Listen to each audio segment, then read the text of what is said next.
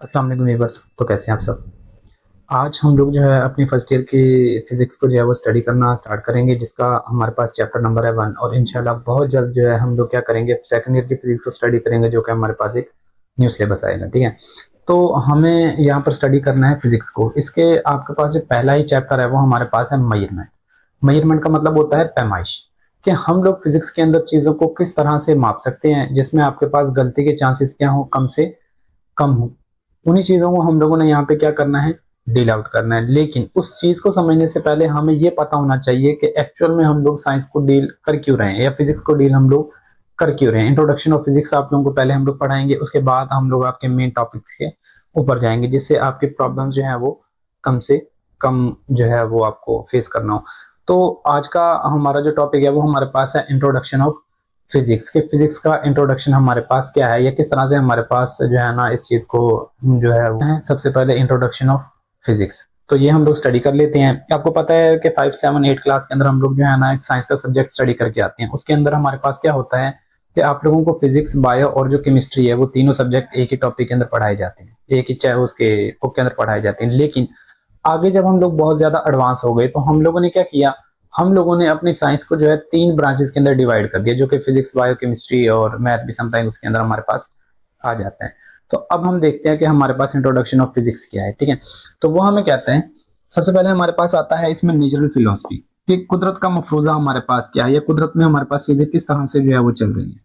तो हमें कहता है the study of nature and it's phenomena in orderly manner is called natural philosophy. कि आपकी कुदरत के अंदर जितने भी फिनोमिना हो रहे हैं एक तरतीब के साथ, उसको आप लोग क्या कहते हैं, नेचुरल फिलोसफी का नाम दे देते हैं। ठीक है, it is earlier observation of man about the world around him. ये तब की बात है जब आप लोगों के पास जो साइंस है वो बहुत ज्यादा एडवांस नहीं थी, हमारे पास इतना जो है वो नॉलेज नहीं था। अब तो हम लोग मॉडर्न साइंस को जो है वो स्टडी करते हैं, लेकिन तब हमारे पास इतनी एडवांस चीजें भी नहीं थी और इतना मॉडर्न टेक्निक भी नहीं थी कि हम लोग क्या कर सकते, उन चीजों को डील आउट कर सकते। ठीक है, तो नेचुरल फिलोसफी हमारे पास तब के फिनोमिना है जब हम लोग बहुत ज्यादा एडवांस नहीं थे। तो आपके पेपर में भी ये जो है शॉर्ट क्वेश्चन आ सकते हैं।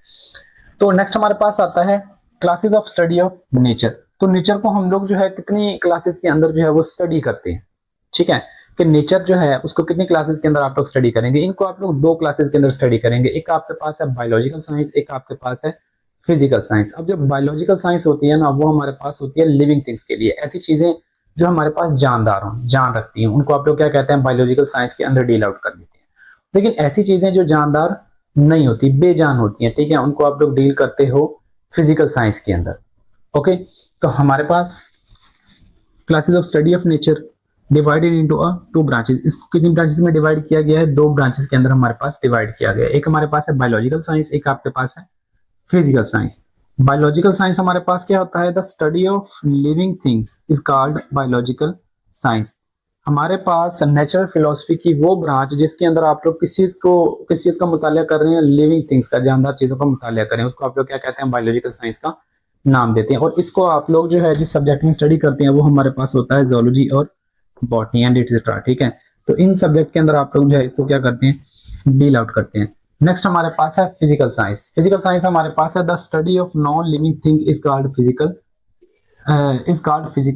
साइंस। के हमारे पास वो स्टडी नेचर की जिसमें आप लोग नॉन लिविंग थिंग, ऐसी चीजों का मुतालिया करते हैं जो कि जानदार नहीं होती है हमारे पास, ठीक है, बेजान होती है हमारे पास, उसको आप लोग क्या कहते हैं, फिजिकल साइंस का नाम देते हैं। जिसम के अंदर आपके पास सब्जेक्ट फिजिक्स और मैथ हमारे पास, और उसके बाद जो है ना वो केमिस्ट्री भी आपके पास यहाँ पे राइट ऑन होता है। तो ये 3 सब्जेक्ट हमारे पास होते हैं जिनको आप लोग फिजिकल साइंस के अंदर क्या कर रहे होते हैं, डील आउट कर रहे होते हैं। Okay, then I hope so आप लोगों को यहाँ तक जो है वो चीजें समझ आई होंगी। नेक्स्ट हमारे पास है फिजिक्स की डेफिनेशन। अब हम देखेंगे कि फिर फिजिक्स मेरे पास क्या है।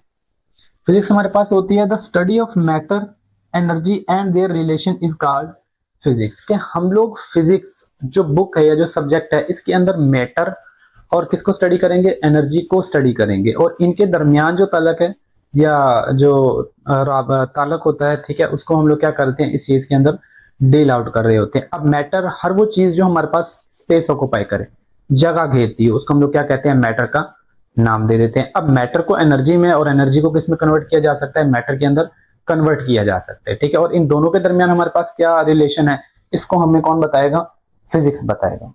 ओके, ये हमारे पास है फिजिक्स की डेफिनेशन। उसके बाद हमारे पास है मेन फ्रंटाइल्स ऑफ फंडामेंटल साइंस, कि हमारे पास मेन फ्रंटाइल्स ऑफ फंडामेंटल साइंस क्या होती हैं, ठीक है। इनको जो है वो हार्ट ऑफ साइंस भी जो है बोला जाता है, या हार्ट ऑफ फंडामेंटल साइंस का भी जो है वो नाम दिया जाता है। तो इम्पोर्टेंट आपके पास ये क्वेश्चन है आपके पेपर के पॉइंट ऑफ व्यू से, जो कि आपके पास शॉर्ट क्वेश्चन में भी आ सकता है। तो ये आपके पास इम्पोर्टेंट क्वेश्चन है, तो आप लोगों ने इसको जरूर करना है। शॉर्ट क्वेश्चन के लिए ये आपके पास इंपॉर्टेंट है। फर्स्ट हमारे पास द वर्ड ऑफ लार्ज, कि दुनिया हमारे पास बहुत ज्यादा बड़ी है, ये यूनिवर्स जो है हमारे पास बहुत ज्यादा बड़ा है। इसके अंदर जो एग्जांपल है ना वो हमारे पास यूनिवर्स की ली जाती है, कि यूनिवर्स बहुत ज्यादा बड़ा है। जितना हम लोग इसको स्टडी करते जाते हैं उतना ही हम इसकी डेप्थ के अंदर क्या करते जाते हैं, एंटर होते जाते हैं। वर्ड ऑफ स्मॉल थिंग्स, की चीजें हमारे पास बहुत ज्यादा छोटी है, जैसे कि हमारे पास इलेक्ट्रॉन और प्रोटॉन हो गए आपके पास, ठीक है। तो हमारे पास बहुत ज्यादा छोटी चीजें भी होती हैं इसके अंदर। उसके बाद हमारे पास the word of middle size things, फिर हमारे पास ऐसी चीजें भी होती है जो बहुत ज्यादा लार्ज और बहुत ज्यादा स्मॉल चीजों के दरमियान में आ रही होती हैं, जैसे कि हमारे पास मॉलिक्यूल। तो हमारे पास फिजिक्स के अंदर भी एक कैटेगरी होती है कि कुछ लोग अमीर होते हैं, कुछ लोग क्या होते हैं, गरीब होते हैं। तो आई होप सो कि आप लोगों को जो है इंट्रोडक्शन ऑफ फिजिक्स समझ आया होगा। मजीद अगर आपका कोई क्वेश्चन है तो वो आप लोग कमेंट बॉक्स के अंदर पिन आउट कर सकते हैं।